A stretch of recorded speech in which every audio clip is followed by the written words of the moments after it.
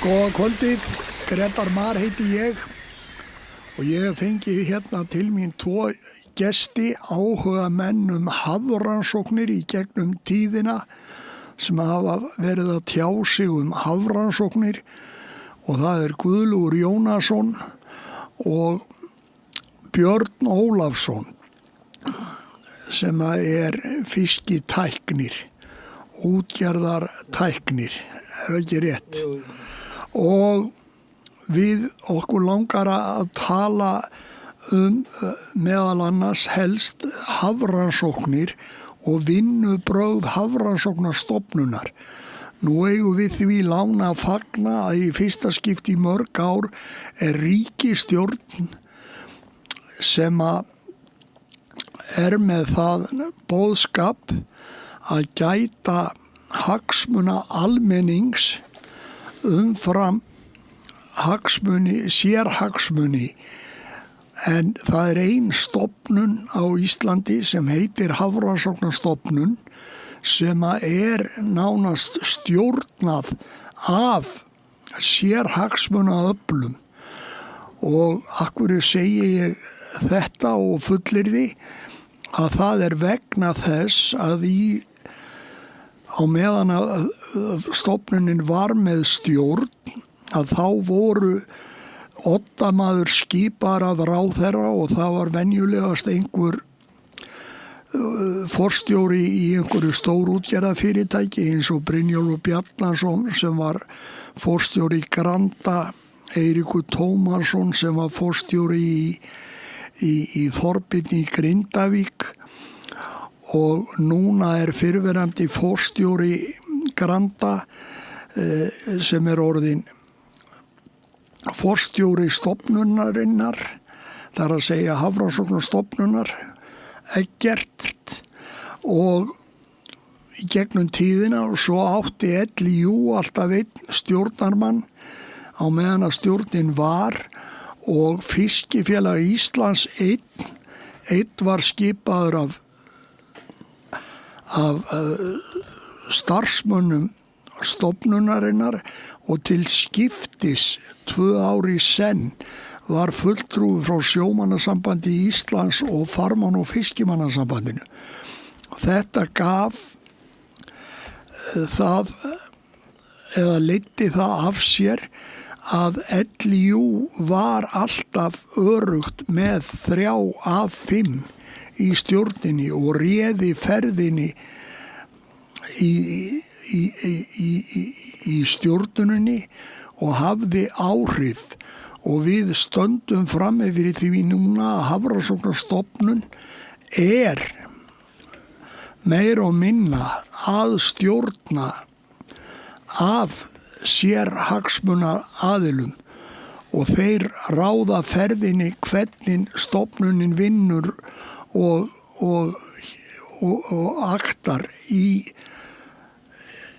ýmsum málum eins og það að við bönnum Norðmönnum að veiða með flottroll loðnu en íslenski flotinn má veiða með flottrolli á meðan að skipstjórar loðnu báta í gegnum tíðina flestir hafa verið á þeirri skoðun að þetta væri röng aðferðafræði að leyfa að veiða með loðnu trolli sem að getur þó veitt loðnuna á hvaða dýpi sem hún er, allt frá nánast bara botni og upp í sjó,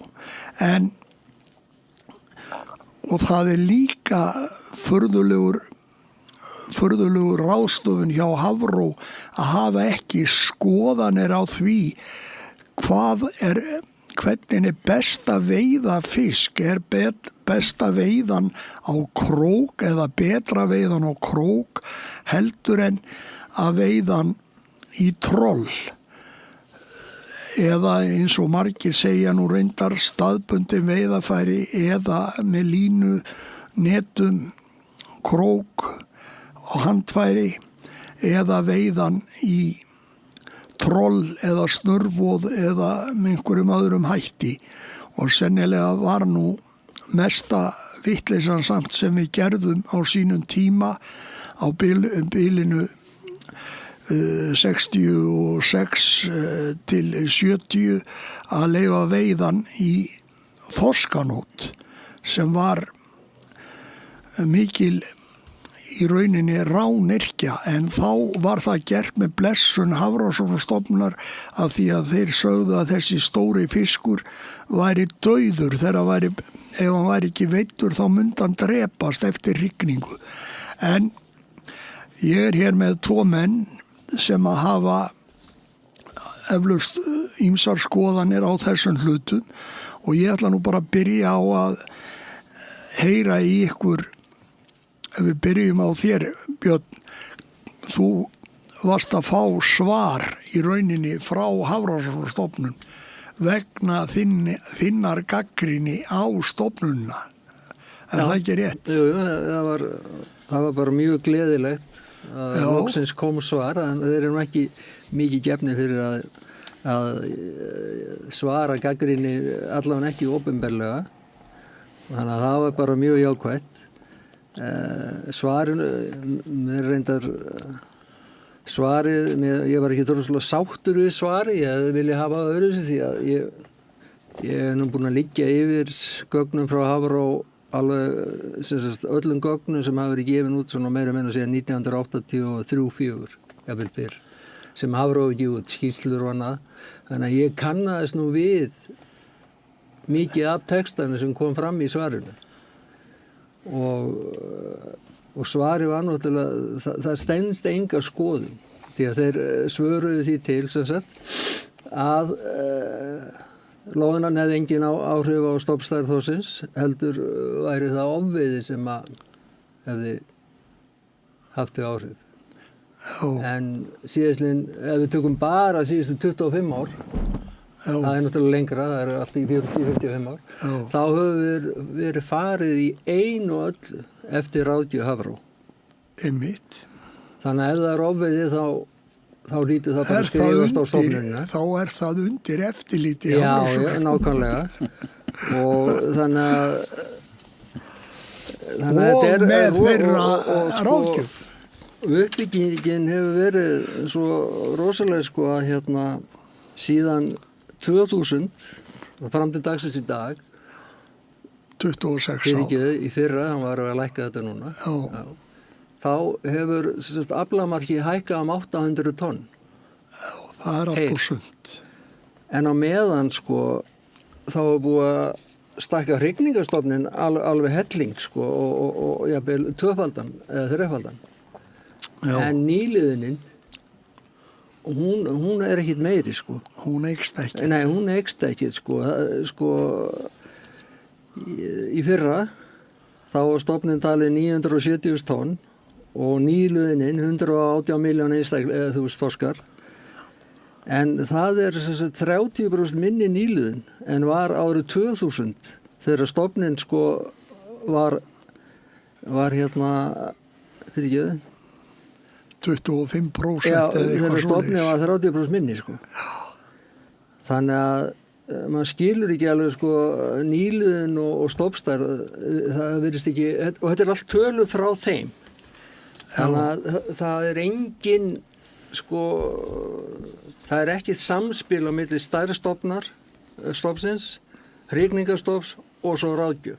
En þetta er bara það sama og Kristín Pétursson frá Bakkafirði hefur verið að benda á að það og Jón Kristjánsson fiskifræðingur og fleiri að það hefur ekkert verið stækkun á stofni þrátt fyrir að hrygningarstofnin hafi stækkað.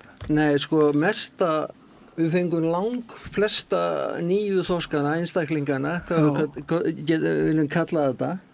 Við fengum flesta 1976 þegar hrygningarstofnin var 146.000 tonn. Jú, þá bættist í stofnin þetta er allt samkvæmt þeim 369 miljón einstaklingar. Já. En þegar stofnin orðin 463.000 tonn, hrygningarstofnin, orðin 3 sem stærri, þá bætast bara 117 miljón einstaklega. Þannig að þrisvarsinnum minni, við þrisvarsinnum stærri. En allt snýst þetta nú fæðuna og aðgang. Já, málið nefnilega, og ég held að það allan að mín skoðun, að það sem ræður hvað við fáum mikið af þorski hvert ár, það hvernig efstæðlag sjávar hefur það. Já.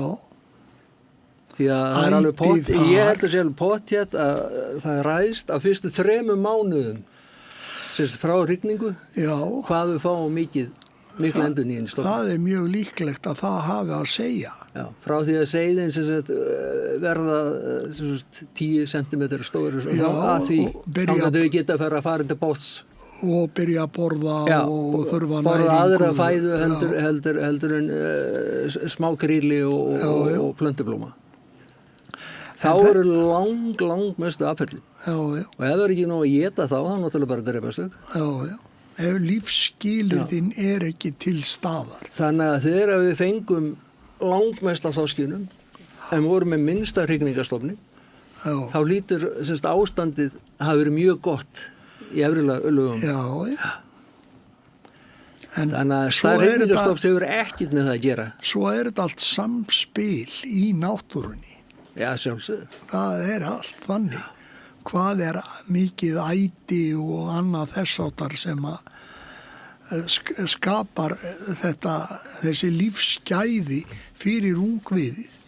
Já, og svo annað, ég ætla nú að leipa honum félagi mínum að.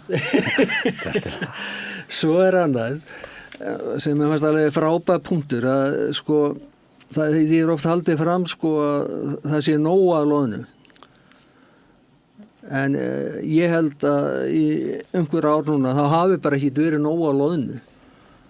Það kannski þegar á allt vistkerfið lítið Mér fannst alveg frábært þetta frétti það æðakollur, það verpa helmingi færri eggjum ef það komast ekki í loðnu fyrir varp.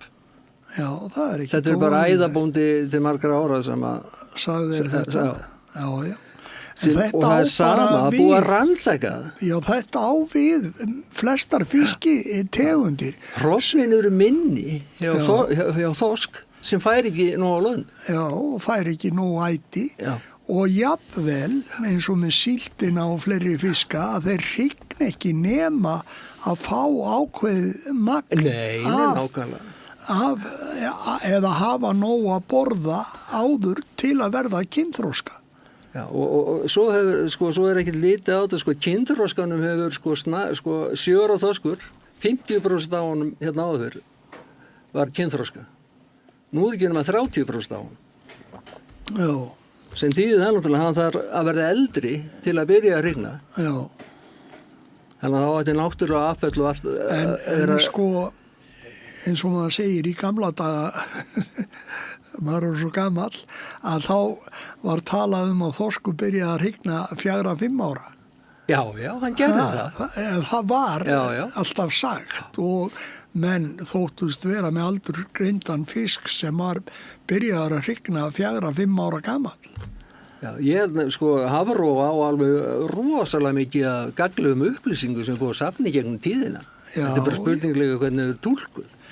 Já, og hvernig menn lesa úr gögnunum sem þeir eiga. Já, En svo bara eitt stór galli að þeir eru búin að vera með núna í 40 ár gagnlegar upplýsingar frá öllum fiskiskipum sem landa á Íslands miðum, veiði dagbækur og það ekkert tekið tillit til þess maður sér það hver ekki í upplýsingu frá Hafró að þeir vinni eitthvað úr þeim gögnum sem heiti getur.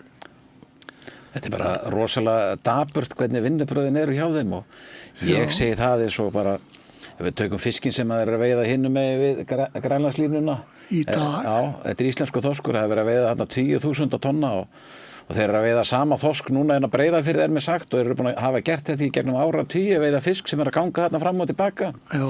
Þeir spá ekkert í þetta, það verðist ekki taka neitt tillit til þess og svo eins og við vitum að Færeyingar eru að veiða út af Grænlandshrygg og hluti af því íslensku þorskur og ég var að reka augun í Grein núna að þriðjungur af þorski sem veiddist við Jan Mayen, hann átti skyldleika að rekja til Íslands.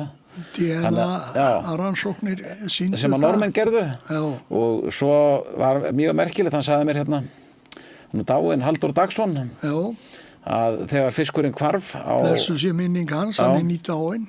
Að þegar fiskurinn hvarf við Nýfundarland að fljótlega upp á því, þá var hann að veiða þorsk við Reykjanesið sem var bara svo blýantar í læginu, bara grindtóraður ekkert nema hausinn og hann sagði að þetta var bara fiskur sem kom þaðan. Já.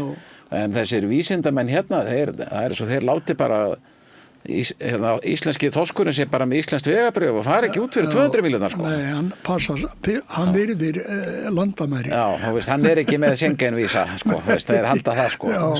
En fyrst þú minnist á Halldór Dagsson, þá var hann útibússtjóri hjá Hafrannsókn á Hornafirði til margra ára. Já.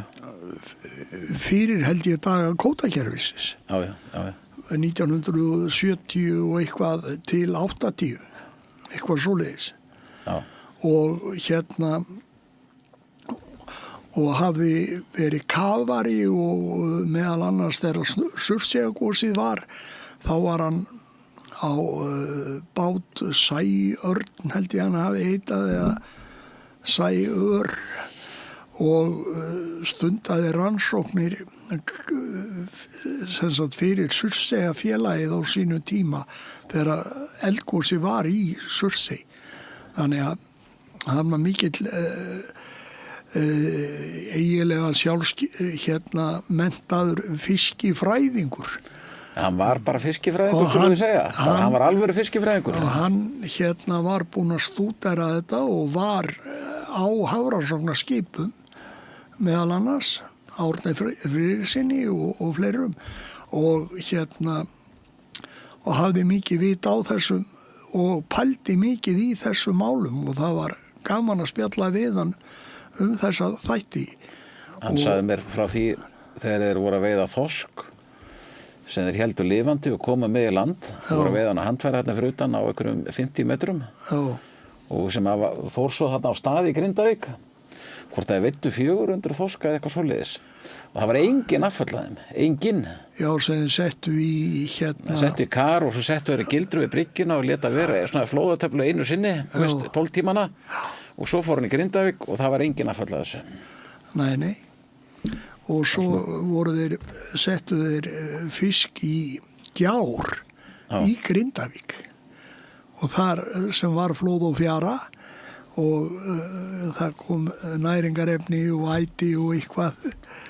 Og þetta var mjög merkilegt allt sem hann kom nálagt og hann stúderaði mikið og pældi í þessum hlutum, en ég vil nú bara votta hans fjölskyldu og bara samúðar og þetta var merkilegur karakter. Já, hann var það sko. Góður drengur. Þó áttræður væri. Já. En það er sama.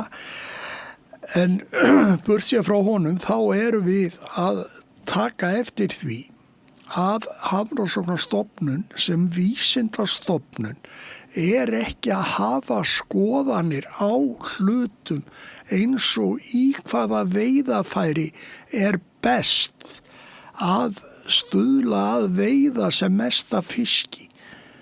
Sko ef við bara tökum, ég segi það bara svona, kyrrstæði veiðafæri eru bestu veiðafærin, botndregin veiðafæri eru ekkert góð veiðafæri. Nei. Og eins og maður bara heyra hérna á loðnuvertíðinni núna í fyrra vor, af að toga hérna fyrir vestan land. Já. Í gegnum loðnutorfurnar, alveg í gegnum torfurnar til að sía einhverja fiska sem að voru að sníklast að fá sér loðnu að éta. Og trollið fylltist svoleiðis að loðnu, hlerarnir lögðust saman og tóghraðin datt niður í 2,3 mílur. Hvað haldið hann hefði drepið mikið? Og Hafrannsóknastofnun skuli leyfa svona og fyrir utan það hvað skipstjórinn mætti bara skamma sín. Já, en það er enginn að skammast út í skipstjóran fyrir að gera þetta og meðan að þetta er heimilt. Ja, þetta er heimilt og svo í síldinni líka. Maður hefur heyrt alveg eins og ég á myndir að dýftamælir þar sem hefur verið að toga í gegnum síldatorfurnar. Alveg bara til að fá einhverja fisk út. Hugsa, þú fyllir trollið á síld, hvað haldið að lifi mikið af henni? Já, öll síld sem missir bara eitt var hreistur, að þá hún dauð. Já, og veist, þessi stofnun þarna sem allt byggt á, þetta engin vísindastofnun. Og mér finnst bara mjög viðeigandi núna þegar að það ráða nýja forstjóra að hafa það bara alvöru trúð yfir stofnunni. Þetta bara sirkus að inni. Já. Já, ég mætti halda Nei, það fullt af góðu fólki ég alveg viss það. Og hálmendu fólki en það þið takið samt eftir því að þið heyrið aldrei nein misjöfn sjónamið eða skiptar skoðanir frá starfsmönnum Hafrannsóknastofnunar enga einustu tegund sem að þeir eru búin að leggja til kvótasetningu á og annað þess áttar í gegnum tíðina. Það eru allir á sömu bylgjulengd. Já, tala allir eins. Þetta bara svo sértrúasöfnur og það verða allir að fylgja bara sömu línunu og ef þú ferð út fyrir kassan og gagnrýni þá getur bara að fara að leta annar vinnu. Já, það eitthvað þess áttar sem í gangi. Ég held að þetta bara rosalega sérstakt. Það hlýtur að vera sérfræðingar sem vita þetta ekki rétt. Ekki lengur stjórn, heldur það ráðgjafa hópur sem að skipaður svona 5 manna ráðgjafa hópur með sömu formúlu og stjórnin var áður. Og ekki rétt að setja menn í stjórn sem eru óháðir hagsmuna tengslum, ekki í þessum sérhagsmuna gæslu hópum, fulltrúar útgerðar eða fiskvinnslu. Þetta fólk á ekkert að sjást þarna inni. Þetta snýst ekkert hjá þeim stórútgerðinni endilega nýtingu fiskistofna, þetta snýst það að það verði ekki ómikið framboð af veiðiheimildum, þannig að verðmæti þeirra sem að þeir eiga þeir meta mest verðmæti veiðiheimildana sem þeir eiga. Það skiptir öllu máli peningurinn. Að það sé skortur á veiðiheimildum. Það má ekki gefa út of mikið. Nei, þá rýrnar verðmæti heimildana sem þeir eiga. Ég var með viðtal við Ólaf Jónsson, Ólaf Ufsa, og hann sagði frá fundi sem hann átti með Brynjólfi Bjarnasyni sem þá var stjórnarformaður Hafrannsóknastofnunar. Og hann sagði bara við hann þegar Óli var að segja að það væri svo erfitt að veiða karfa og ufsa af því að það væri svo mikill þorskur og grandaskipin þá voru orðin meira og minna búnir með þorsk veiðiheimildirnar að það mætti ekki bæta við því þeir væri ekki allir eða þeim þyrfti að fækka betur smærri útgjörðunum og minni útgerðum. Og það þyrfti að sameina kvótana betur. Það mætti ekki bæta við kvóta því þá gætu þeir haldið áfram að lifa. Já, þyrfti bara að drepa fleiri. Já, losna við fleiri. Já. Þetta skrítin hugsunáttur. En já, þetta bara hardkorna business og sérhagsmunir sem ráða ferðinni hjá þessum öflum sem að tala á þessum nótum. Og við sitjum dálítið uppi með það núna að við þessi stofnun að gæta sérhagsmuna frekar heldur en almenningshagsmuna. Þetta bara þannig. Já. Hvað sem mannum finnst. Það hlýtur eiginlega að vera því að allt þetta klára fólk sem þarna hjá Hafró, það náttúrulega fullt af sérfræðingu sem hljóta að sjá þetta. Þeir eru búin að spóla í sömu hjólförunum alla þennan tíma. Árangursleysi í 40 ár. Þeir hluta að vita þetta ekki rétt samkvæmt öllu þeim gögnum sem eru með sjálfur. Nei, en þú með einhverja sérstaka punkta sem þú tókst út úr þessu svari Hafró sem dettur í huga nefna? Já, þetta stemmir ekki til eigin gögn þar sem þeir svara. Svarið bara, út í hött og ég held í gegnum tíðina þá hafa rosa fáir ef einhver haft mikinn áhuga á að kafa í starfsemina og gagnrýna hana bara á þeirra forsendum. Já. bara með gögnunum sem þeir sjálfur að vinna og tölum sem þeir eru með og túlka. Það eru náttúrulega, staðan eiginlega þannig að til þess að geta og haft tíma til að gera þá þetta hellingsvinna að fara í gegnum þetta og skoða þetta onni í kjölinn og það ekkert margir sem bara gefa sér tími í þetta eða hafa áhuga á þessu. Nei, það sem ég að segja og það sem ég kemur mest óvart sko, hvað eru fáir sem þetta okkar aðalega auðlind búin að vera það og við erum búin að byggja við værum ekki térna nema fyrir þessu auðlind. Við erum búin að byggja landið upp frá ekki síðustu aldamótum heldur 100 árum áður fyrir 130 árum síðan og reyndar áður heldur en það var, þá voru við að flytja út saltfisk og ekki kannski mikið saltfisk en allavega skreið langt aftur í aldir eins og maður segir. Já.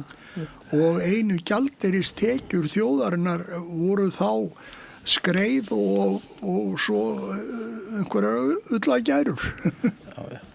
Nei, sko, hljóð og mynd fer ekkert saman hjá sko, varandi ráðgjöfuna og ef þú kafar hún í tölurnar og talangi að fer svolítið langt aftur í tíman. Já. Og það þarf engan starffræðing sko, til að sæmilega töluglöggan eða eitthvað, það sem hefur mikið áhuga og bara hálfgerður þorskur eins og ég, en ekki algjör þorskur. Nei. Að þetta stemmir enga veginn. Nei. Og það virðist vera að fóðra ráðherra og þing sem vísindilega ráðgjöf. Já, á fölskum forsendum. Já, það aldrei neitt sem að gefa sér tíma til að skoða.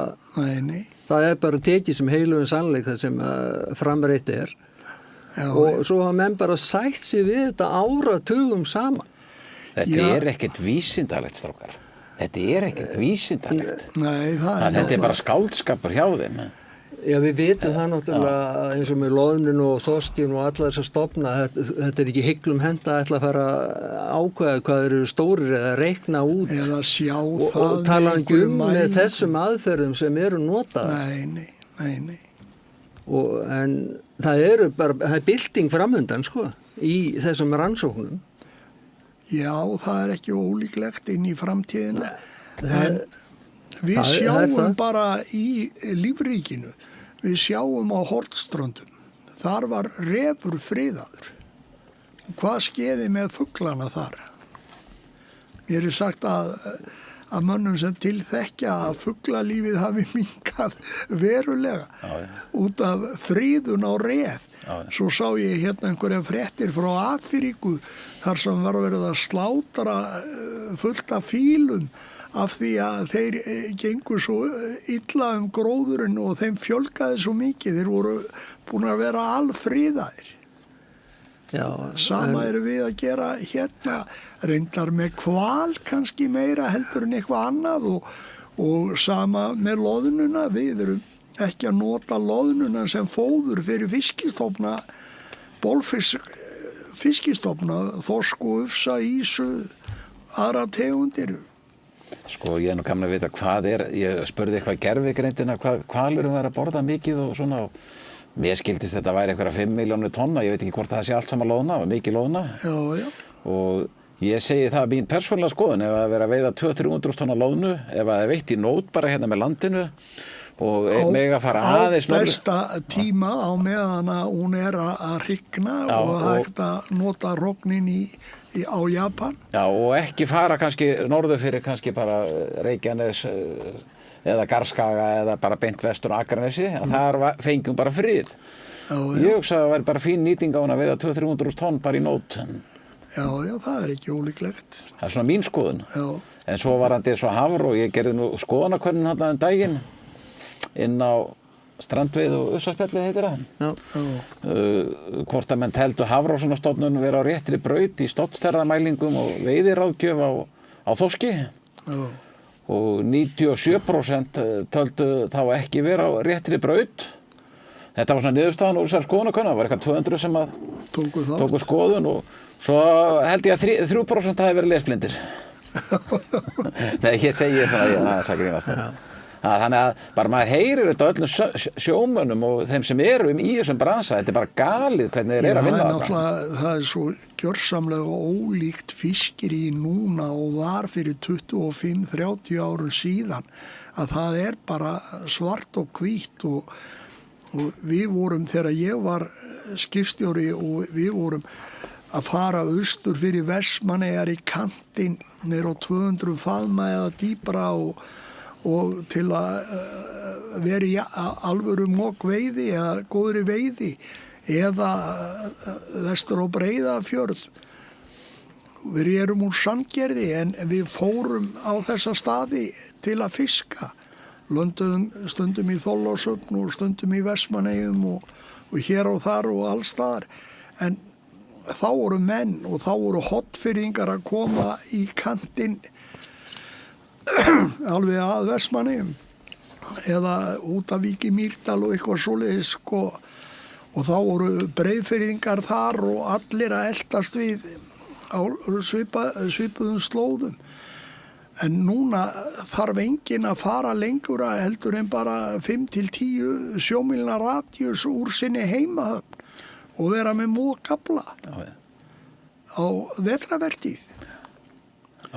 Og við sjáum bara aflan á haustin á línubátum sem eru 10, 12 og 15 tonn eða meira á litla línubáta með tiltölulega stutta línu.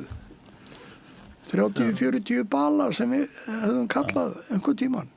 Það þótti gott að vera með 100 kíló bala á haustin. Já, en þessu verður ekki breytt nema ráðgjöfinu verður breytt. Nei. Af því við verðum að veiða samkvæmt vísindalegri ráðgjöf. Ætlaði ekki Sigurður Þórðarson að fá eitthvað sérfræðing til landsins til að fara í gegnum þetta? Jú, það eru menn eins og Jón Kristjánsson og Sigur Jón og fleiri sem að hafa viljað og það eru menn sem eru búin að stúdera vinnubrögð Hafró í gegnum tíðina og ég hef nú fengið marga hérna í spjall hjá mér. Það var náttúrulega Magnús Þór Hafsteinsson sem dó nú síðasta sumar, drukknaði á Handværum og Kristín Pétursson frá Bakkafirði og þetta og svo náttúrulega Sigurjón Þórðarsson, hann líffræðingur að mennt og þetta eru ásamt Jóni Kristjánsinni og fleiri mönnum, Sveinbjörn Jónsson frá Suðureyri og fleiri sem eru efasemdar menn vinnubrögð Hafró og fiskveiði stjórnun eða ráðgjöf þeirra varðandi fiskveiði stjórnun. Og þetta auðvitað að skuli aldrei vera neitt hlusta á þetta að ógleymdum öllum starfandi skipstjórum og sjómunum sem að gjörþekkja þessi mál eru búin að vera eldast við fisk í 40, 50, 60 ár. Það ekkert farið hlustað á þá eða þeirra rauninni fræði því þeir eru náttúrulega ekkert annað en fiskifræðingar eftir allan þennan tíma. Að vera eldast við þetta, að þekkja söguna frá ári til árs og á sömu veiði slóðum jafnvel allan tíman og breytingarnar sem hafa orðið og allt það. Svo eins og Sigurjón undanfarið, hann var að benda á vanveiði á makríl. Já. Alveg, þetta ekkert smá magn og smá upphæðir og ég var nú bara hissa á því að útgerðarmenn skildi ekki stökkva vagnin með honum sem að eiga þessi skip og makrílveiði heimildir og jafnvel skrási í flokk fólksins. Nei, ekki múkk frá þeim sko. Því að þetta írir hugsanlegt verðmæti eignanna sem þeir eiga í þessu veiðiheimildum. Þetta alveg með ólíkindum, þetta eru hundruði milljarða jafnvel á hverju ári sem að við erum að tapa út af þessari stofnun. Þjóðfélagið að tapa. En svo bara vil ég minnast á það, drengir, að á bilinu fyrir 15 árum síðan þá voru Norðmenn í vandræðum aldamótin síðustu að þá var Hafrannsóknastofnun í Noregi eða báðar stofnanirnar þar að leggja eitthvað ákveði til. En norðmenn fóru frá 50 upp í 100% pólitíkursarnir fram úr tillögum Norðmannanna og þeir eru búin að vera núna í 15 ár eftir þetta því að fiskjafræðingarnir eltu pólitíkusina, ekki öfugt. Og þeir voru farnir að veiða upp í 1100.000 tonn af þorski. Þó þeir hafi svo aftur skorið það niður núna aftur á síðast ári. En þetta eru bara staðreyndir. Var ekki fyrir einhverjum 10-15 ára síðan að þeir voru að veiða kolmennan langt fram yfir ráðgjöf og hann stækkaði alltaf stofninn. Já. Hann bara stækkaði og stækkaði. Já. Og það er náttúrulega var líka með makrílinn. Það var alltaf verið að fara langt umfram það sem var mælt með að veiða. Þannig að þessi veiðistýring í nafni vísinda, hún er bara ekki að ganga upp. Það er bara búið að sýna sig að þetta er ekki vísindi, þetta er bara einhver kjánaskapur í gangi. Já. En við búum við þetta. Og þessu verður ekki breytt þá nema að breyta ráðgjöf Hafró. Já, það er alveg rétt. Hún verður að fá þennan stimpil svo að þetta selja fiskin og allt það, að þetta sé á sjálfbæran hátt og vísindalegum grunn og allt það. Já. Þannig að þú átt hæg heimatökin að gera breytingar. Þetta er bara það sem að það vill nú svo til að einn af 63, hann breytir ekki öllu. Hann þarf að fá meiri hlutan til að styðja sig í breytingum, en það er enga síður, þá er nauðsynlegt að vekja athygli á þessum hlutum að þeir eru ekki að ganga upp. Og við erum á svo mörgum sviðum að verða vari við það, eins og það að Hafrannsóknastofnun hefur ekki skoðun á því hvort þú eyðir hálfu tonni af olíu til að veiða í 1 tonna af fiski eða hvort það eru nokkrir lítrar. Er það ekki umhverfisstofnun? Jú, en Hafrannsóknastofnun er náttúrulega umhverfisstofnun í leiðinni. Já, þeir ættu að spá þetta hvernig fisk væri veiður. Þeir ættu að hafa skoðun á því hvort það ætti að veiða fisk með ódýrum og með tilliti til umhverfis sjónarmiða og gjaldeyri sparnaðar fyrir þjóðina, og þegar handfærabátur veiðir mest allan sinn fisk með rafmagni. Já, þetta verður náttúrulega vona, þessi umhverfis. Það er strax, eins og þið vitið, náttúrulega með trollið og svoleiðis. Það er náttúrulega eftir myndinni frægu að þá er þegar þessi bylgja byrjuð að vera á móti, sem sagt, er náttúrulega búin að vera til. En það vantaði alveg inn í þá mynd, algjörlega, hvað er að fara mikið af fiski undir trollið, undir gróthopperana, er að skattast á því, og hvað er mikið af fiski að drepast við Möskvasmug út. Já, hann hefði þurft að vera með einhvern messi svona sem hefði kannski meira vita á þessu. Já, eða maður þarf bara að fara að heimsækja hann. Já. Útskýra þetta fyrir honum. Það vantaði alveg í þessa mynd, algjörlega. En þetta byrjaði í meðal almennings erlendis og svoleiðis að kaupa ekki fisk ef hann er veiddur í troll og svoleiðis, sko. Þannig að Jú, þetta mun bara aukast á öllum líkindum. Þið sjáu það bara á handfærabátnum, ég hef kannski sagt frá því hérna áður að þegar ég er komin á veiðislóð og drep bara á mínu vél og slekk og byrja að skaka með rafmagnsrúlunum til að ná kannski 1 tonni við daginn, að ef ég framleiði rafmagni með olíu, þá þarf ég 1 lítir til þess. 1 lítir til að draga upp 1 tonn af fiski. Meðan togarinn, meðan hann dregur þetta þunga troll á eftir sér, þá hugsa ég að hann þurfi svona 300 lítra fyrir hvert tonn. Og meðan stjórnvöld er að tala um eitthvað umhverfis og bla bla bla, allir þessir rafvæða bílaflota. Þetta snýst allt um að leggja skatta á almenning. Já, það eina sem kemst inn í hausinn á þeim. maður stundum dettur manni það í hug en maður vill nú ekki ímynda sér það en það sem ég að leggja áherslu á það að Hafrannsóknastofnun sem á að vera að reyna að gera hlutina með sem og ráðleggja stjórnvöldum að gera það sem er arbærast fyrir almenning og veldur minnstum skaða ætti þeir að hafa leiðarljósi og ráðleggja stjórnvöldum að meira og stærra hlutfall af fiski yrði, ég er ekki að segja að ég að banna togara eða eitthvað svoleiðis, ég er að segja að það ætti að reyna að stuðla því að væri veitt á línu og handfæri jafnvel net eins og netaveiðar eru stundar í dag þá eru þær orðnar mjög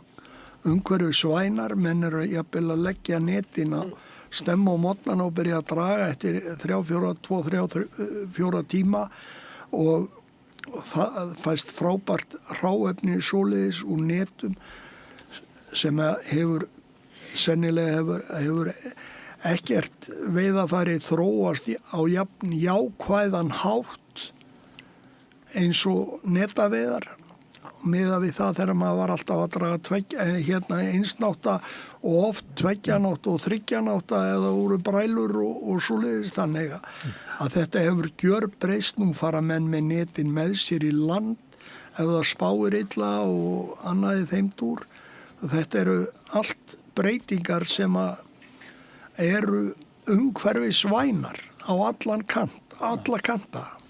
En við erum bara ekkert fremst og best í þessu þó að menn séu duglegir að segja það. Já, það er hvorki í sambandi við sölu og íslenskum fiski eru við ekkert lengur einhver fyrirmynda ríki með hæstu verð.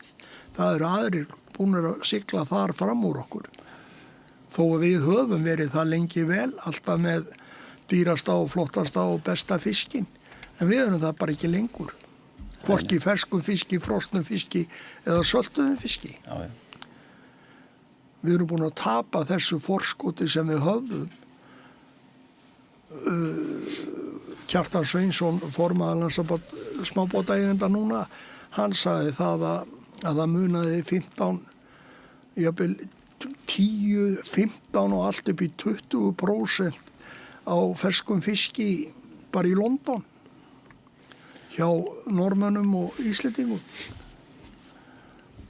sem Norðmennir væru hærri í verðum.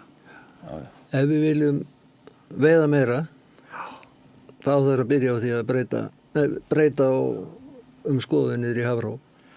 Já. Og byrjar allt þar.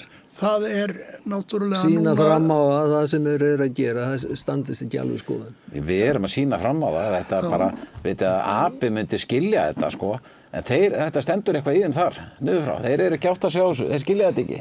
Ég held að þeir skilja alveg í Hafró, ég held að ég ætla ekki að gefa en það annað en að þeir sjá að þetta Ég gef mér það að það sé alveg rétt hjá Byrni að þeir átta sig á þessu þar að segja starfsmenn á plani sem það segir en það eru ekki annað að sína en bara svo tölur þú veist bara getur eins og þú segir hvaða jólasett þegar þú sýnir eins og tölur og þetta er tölur frá þeim Ég vinnustæða sálfræðingurinn sem var hann að hjá þeim hvort það var í heilt ár sko hann hefði þurft að taka þessu umræðu við þá þegar hann var á prívat samtölum við þá Já en svo er náttúrulega þessi stjórnarstofnunni, ráðuneyti náttúrulega og pólitíkusarnir þurfa kannski að taka til hendinni betur og nú er verið að ráða nýjan forstjóra og maður veit ekki hver verður ráðinn eða hverjir sækjum, maður hefur ekki séð neitt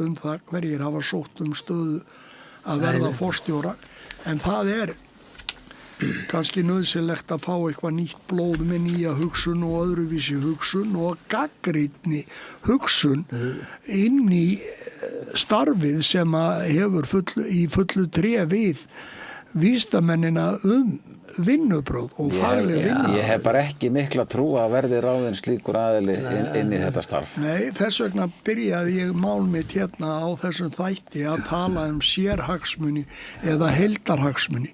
En við þurfum uppstokkun á Hafrannsóknastofnun með tilliti til þessara umræðu. Sérhagsmunir eða heildarhagsmunir. Leðist bara, rosa dapurt og þegar Kristrún kynni þessa ríkisstjórn og þetta ríkisstjórn sem á að vinna fyrir fólki í landinu, ekki fyrir sérhagsmunöflin. Svo sér maður bara hvað að gerast og svo þegar maður fer að skoða, ég var að dunda mig við að skoða hérna ársreikninga stjórnmálaflokkana og það svolítið skondið sko eins og Guðmundur í Brim var að borga í miðflokkin og svo þegar Hanna Katrín verður ráðherra þá bara hættir hann að borga í miðflokkin og borgar 850.000 í Viðreisn og 2024 fekk Viðreisn 3 milljónir frá sjávarútvegsfyrirtækjum, 15 milljónir frá lögaðilum í það heila. Ári áður þá fengum við 55.000 frá lögaðilum og þeir hafa bara fengið eitthvað svona vasapeninga frá sjávarútvegsfyrirtækjum frá upphafi. En svo þegar Hanna Katrín komin í stólinn, þá alveg bara fyllist alltaf peningum og svo bara liggur eins og hún hoppi fyrir það eins og þeir vilja. Opna fjársýslunar handa þeim eða hvað? Já, mér finnst sko eiginlega bara lögreglumál hvernig þingmenn og þeir eiga að gæta hagsmuni almennings. Þessi undirstofnun sem stofnun almennings kemur með einhverju tölu. Hvað veiða mikið? Áratugum saman og það dettur engum í hug spurja að byrja af hverju hefur þetta ekki hækkað síðan þetta 1980 eða 90 af hverju er þetta að lækka og af hverju, nei við bara skrifum upp á þetta og málið dautt og það verið að gæta sko hagsmuni almennings þetta er engum í hug sko bara nenni ekki bara best að láta mata sig á þessu og málið dautt. Svo kemur bara ljós, þetta bara tóm steypa. Í rauninni. Það sjá það bara allir sko sem eitthvað vita. Ég meina bara ef þú fyrir að grafa í tölurna frá Hafró, það náttúrulega gögnin sem að þeir segjast þau eru að vinna eftir, væntanlega, og þá handhægast bara að fara í þau og benda þeim á, þú veist að 2 + 2 séu 4 sko, ekki 5 eða 3 eða og það bara svo margt vitlaust sko bara líffræðilega ef þetta á að vera sko vísindalega vitlaust. Já, og maður ekki alveg að kveikja á því og maður heldur einfaldlega að þetta séu þessir forsendur sem ég var að gefa mér hérna í upphafi, sérhagsmunir gegn heildarhagsmunum. Það sé það sem látið ráða og hefur fengið að ráða í, sennilega áður en að kvótakerfið var sett á 50-60 ár.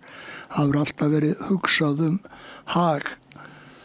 En hugsið ykkur, þetta eru örfáir aðilar sem að hafa öll þessi ítök og þeir eru ekki að fá atkvæði, ekki mörg atkvæði frá þeim sko.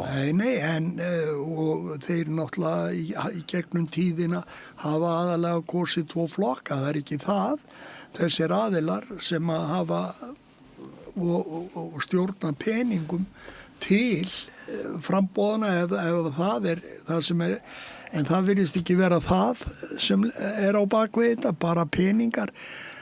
Það eru óbeint ýmislegt annað, velvild með einum eða öðrum hætti. Það ekki alltaf komið í brúnu umslagi. Nei, mann finnst bara svo ótrúlegt að allir þessi vísindamenn hjá Hafró að tryggðin sé svo mikil við stofnunina að þeir þóra ekki að láta út í sér neitt. Það bara einn skoðin eins og bara og menn sjá þetta náttúrulega. Það alveg 100%. En samt einhver einn sem ræður bara að þetta skuli vera svona. Það eitthvað meiri lítið bóðið þetta. Munið þegar Magnús Jónsson, hann sagði hérna fyrir veðurstofustjóri að veðurfræðingar skipta oft skoðun og hann sagði einu sinni var að koma svona ísaldarskeið og svo skipta skoðun og það er að koma hlýjendaskeið og menn bara breyta til, en þarna breytist ekki neitt, það bara sama trúin, þetta bara svo sértrúasöfnur og það enga breytingar. Nei. Það var mörgu sem komið í fréttum allan að 3-4 sinnum, þorskstofninn aldrei stærri og nýliðun aldrei meiri, en ráðgjöfin hefur ekkert breyst. Nei, og núna í ár hefur hún lækkað. Og síðustu 10 árinu virðist þetta bara vera, sko, bara, 200.000 tonn pluss mínus 10 eða eitthvað. Einn forstjóri fyrir 25 árum síðan sagði það sem útgerðin þarf, þar að segja stór útgerðin, jafnstöðu afli, ekki að séu sveiflur í stofnstærð. Sem sagt, við ætlum að hætta að vera veiðir samfélag sem grípum gæsina þegar hún gefst. Já. Heldur viljum við geta haft þetta eins og vöru í bónus, farið og keypt eftir þörfum eða tekið úr hillunum í búðinni. Svona þetta. En við erum í náttúrunni og lifum með náttúrunni og við þurfum að veiða þegar veiði gefst og við þurfum að veiða minna þegar að náttúran gefur minna af sér. Við þurfum að lifa með náttúrunni, upp og niður. Já, það svoleiðis. Og þetta nú vandamálið.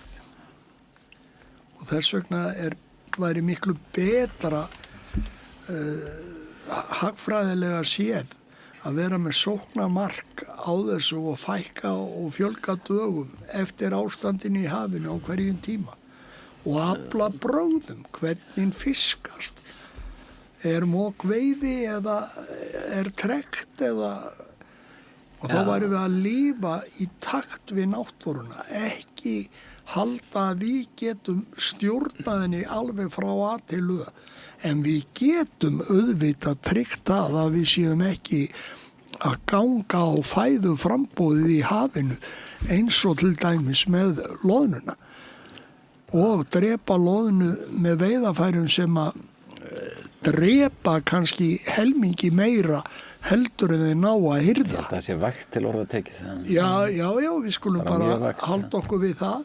En þetta eru hlutir sem og meðan annars vísindastofnun eins og Hafró ætti að hafa skoðun á sniðugt að veiða í flottroll þegar þú ert með stóra möskva fremst í trollinu og aftur í poka og hvert dýr sem kemur í þessu stóru möskva það 50% líkur á því að það detti út frekar heldur en fari niður í pokan.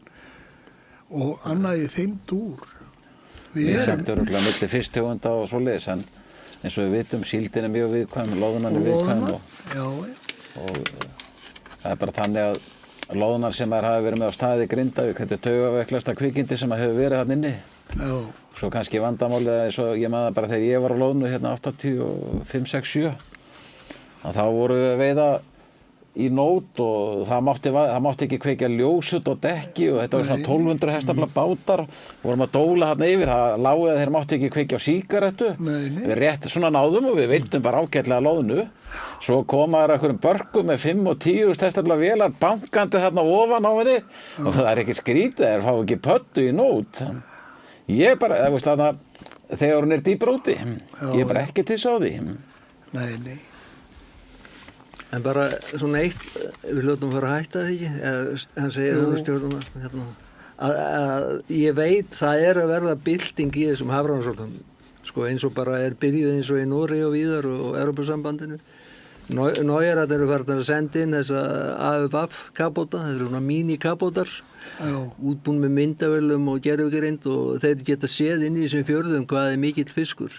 Og hvaða tegund. Nánast talið fiskar. Já, það bara skammt undan verið að telja þá og eins með loðnuna og svoleiðis. Þetta gert í samvinnu með myndavélatækni og gervigrindinni og svo með umhverfis. Þetta hlýtur það að vera að koma sko. Og innan 10-20 ára mest þá eru farið að henda bara tækjum úr þyrlum til að kíkja á hvað þarna niðri. Skoða hlutina. Já, bara hvað mikið, magn af hverju og svoleiðis Þéttleika og þá og náttúrulega þetta tóraral það ætti náttúrulega að vera búið að henda því fyrir við erum búin að eyða fleiri milljörðum í það bara, og sem gefur okkur engar vísbendingar nema hvort að það fiskaðist meira í tóraral fyrra heldur en í ár eða minna og við getum ekkert notað það til að átt okkur á einu eða neinu. Heldur það ekki næri eins og varst að nefna, henda öllum gögnum úr afladabókum og frá flotanum eins og hann leggur sig, hvort maður er línu ég segi bara inn í sameiginlegan grunn. Besta rall sem við höfum eignast, það eru smábáta færaveðar á trillum. Ef þú tekur gögnin frá þeim hringinn í kringu landi þá áttar þau betur eftir þeim heldur en svokölluðu togarralli að fara hringinn í kringu landið og sjá hvernig þeim gengur að veiða með tilliti til veðurs og annarra hluta. Ég held að ég bara taka tillit til allra skipa sem eru að veiða á sjó. Það er bara miðað við það. Það er bara að gefa rétta mynd. Það þarf ekki endilega að vera handfæri. Það getur verið togar og hver sem er. Þeir eru bara það sem fiskurinn er og hvernig gengur að fiska. Með nútíma tækni væri þetta að lemja þetta allt inn í sameiginlegan gagnagrunn sem að svona stofnun getur unnið úr. Já, og svona verður þetta gert í framtíðinni væntanlega. Og kannski stytt í það heldur en við höldum en svo framalega sem verði ekki bara einhverju sérhagsmunaöfl sem fá að ráða ferðinni og stjórna hvernig jafnvel niðurstöður úr svona rannsóknum verða túlkaðar. Það er bara mjög hægt við því að sérhagsmunaöflin fá að ráða áfram því miður. Það er það sem maður er nánast skítræddur við. Þetta er bara stór skaða samfélagið, allt saman. Og við stöndum fram fyrir því að sjálfsagt sækir núverandi forstjóri sem er enda ráðin tímabundið hjá Hafrannsóknastofnun stöðuna til framtíðar og þá verður að ráðin í 5 ár og þá þurfum við ekki að reikna með því að horfa upp á neina breytingar á næstu 5 árum. Ef hann er á sömu línu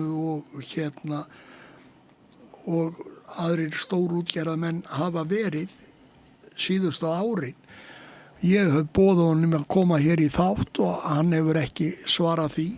Treyst sér sennilega ekki til að koma hérna og ræða við mig og einhverja á svipuðu pari við ykkur sem að hafa skoðanir á að sé hægt að gera hlutina betur og öðruvísi heldur eða hafa verið gerðir. Mér finnst bara lágmark þegar þeir koma með ráðgjöf og hún sé rýnd almennilega af óháðum aðalum og farið yfir gögnun ákveðnum byggir. Já, það er nokkuð til í því. Því að þessi tilraun er búin að standa núna í 45 ár. Já. Og það er bara alltaf gengið út frá því það er alltaf verið að lofa einhverju en það er aldrei spurt hver niðurstaðan er. Já, og svo bara getum við sagt með sanni að við erum ekki að veiða nema lítið magn á loðnu. Við erum búin að banna humarveiðar, við erum búin að banna lúðuveiðar og veiðum sáralitla rækju og minna af öllum kvótabundnum fiskitegundum sem eru yfir 20 og eitthvað talsins. Samkvæmt ráðgjöf? Samkvæmt vísindalegri ráðgjöf Hafrannsóknastofnunar á Íslandi og það hlýtur að þurfa að spyrja sig er þetta í lagi að halda þessu áfram? Það þarf ekkert að spyrja sig, þetta er ekkert í lagi. Nei, það þarf ekkert að spyrja, þetta er ekkert í lagi. En þurfi ekki þeir sem ráða ferðinni og hafa áhrif og völd til að svara til saka ef þeir halda þessu áfram óbreyttu. Við fórum nokkrar kynningu hérna hjá Hafró, hvað var í síðustu viku? Já. Þá voru að kynna vefin og svona hvar Já, nýja vefin, já. Eitthvað svona. Meðans besta spurningi sem kom frá nú fyrir Friðþjófi. Getið ekki fara að breyta þessu línuritum þetta sem er alltaf niður á við. Já. Og eiginlega eina sem að þeir gáttu á raflóttunum að það var að snúa tölvunni. Horfa á hún og komur. Já. En strákar, þetta er gaman að spjalla þetta og nauðsynlegt að vekja athygli enn einu sinni á þessu þó við séum dálítið að endurtaka okkur oft þegar við erum að ræða þessi mál. En þetta bara svo miklu starra mál heldur en að margir halda þetta sé. Því þetta efnahagur þjóðarinnar byggist á því að þetta sé í lagi og við gætum sennilega núna næstu 3 árin veitt 100.000 tonnum meira á þorski 3 ár og við ættum að gera það heldur en ráðgjöfin veiða 300.000 tonn í 3 ár og skoða stöðuna á fiskistofnunum eftir þann tíma. Það bara hjartalega samanlegar. En af hverju getur þingið ekki til dæmis skipa þingnefnd og hlýtt þeim yfir sérfræðingur Hafró og haft með sér fulltingis óháða aðila fiskifræðinga til dæmis bara frá Ísrael og víðar sem að hafa vitað þessu og bara tekið á teppið og biðja að svara fyrir þessu tilraun sem hefur... Það eru bara trúarbrögð hjá íslenskum pólitíkusum flestum að við séum að gera allt á eins faglegan og flottan hátt og hægt og við séum til fyrirmyndar í fiskveiðistjórnun og með besta fiskveiðistjórnunarkerfi í heimi sem að ég veit og allir starfandi sjómenn og sem hafa eitthvað verið að hugsa sjávarútveg í gegnum árin vitum að eru mest líga þvæla og kjaftæði sem að borið hefur verið á borð en fólk sem hefur ekki sett sig inn í þessa mál og hlustað á og sett sig almennlega inn í þetta ekki að átta sig á þessu og trúir því að ef fiskifræðingur veit það ekki, hver veit það þá? Einhver veiði gráður fiskimaður. Hann betri? Eina vísindastofnun í heiminum sem þolir ekki gagnrýni. Já. Og sem hefur alltaf rétt fyrir sér. Það alveg með ólíkinu. Hún ætti að vera búin að hafa Nóbelsverðlaunin í líffræði fyrir löngu síðan. Sjáðu einhverja 2 lögfræðinga vera að takast á. Þar skipst á skoðunum, túlkun og lögum. Sjáðu hagfræðinga takast á. Þeir eru með sitt hvora hugmyndafræðina og þetta allstaðar í þjóðfélaginu. Meiri segir læknavísindunum menn að takast á hvað sé rétt og hvað sé... Já, það engin framföru menn þó líki gagnrýni. Já, svo hjá þessari stofnun ef þú hefur aðra skoðun þá getur leitað annar vinnu. Já, það málið. Já, það svolítið þeim. Já, Jón Kristjánsson var flæmdur úr starfi af því að hann talaði öðruvísi heldur en klíkan vildi strax 86. Þannig að... En á endanum, þá liggur ábyrgðin á ykkur 63 hérna á þingi. Jú, það að láta þetta yfir sig ganga öllu sjálf. Já, og spurji ekki. Já, það náttúrulega alveg með ólíkindum. Það alveg rétt, ég alveg sammála því. Því líkir hagsmunir, það eins og þetta bara skiptingu máli. Það eins og sé búið að klippa á það. Það það gagnrýna alla stofnanir hérna hjá ríkinu, en þessa sem hefur einhver mestu völd hjá ríkinu, það bara já og amen, þetta bara svona. Það var nú gerð það alltaf að gera kannanir eitthvað svona móralin eða starfsanda innan ríkisstofnana og þeir eru þar bara með þeim lægstu eins og fiskistofnandir sem að stjórna En strákar, ég þakka Pétri fyrir að senda þennan þátt út og ég þakka ykkur fyrir að koma og svo hvet ég auðvitað alla áhuga mennum sjávarútvegsmála að styðja við bakið á stöðinni og gerast áskrifundur því það nauðsynlegt að hafa svona vettvang til að geta fjallað meðal annars sjávarútvegsmál eins og við höfum verið að gera. Þakka ykkur fyrir komuna. Takk. Sömuleiðis. Takk fyrir.